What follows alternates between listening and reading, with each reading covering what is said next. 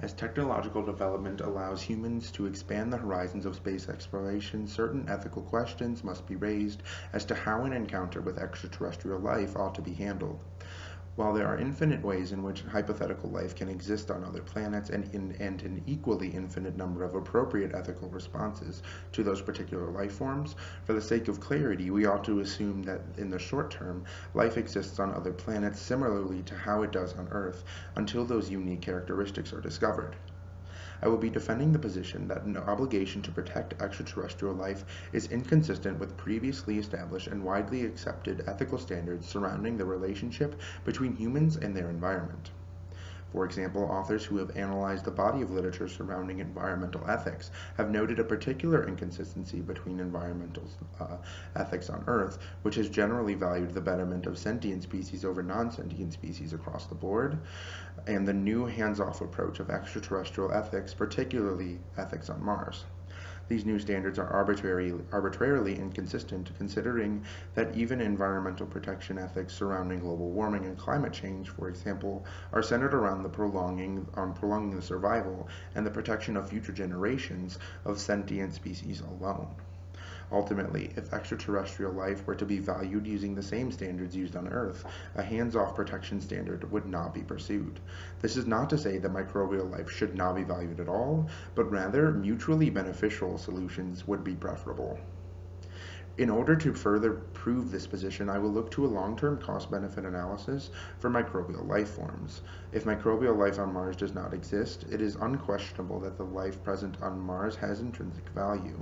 However, the argument that the intrinsic value of the life requires a hands-off preservation approach is inherently flawed for a number of reasons. First, there is convincing scientific evidence that much of Mars is completely incapable of maintaining any form of life.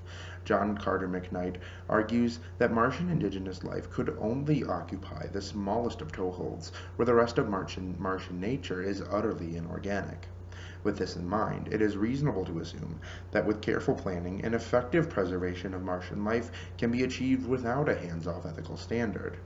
The worst-case scenario is that human interaction would harm some small pockets of microbial life, but be completely distinct of others.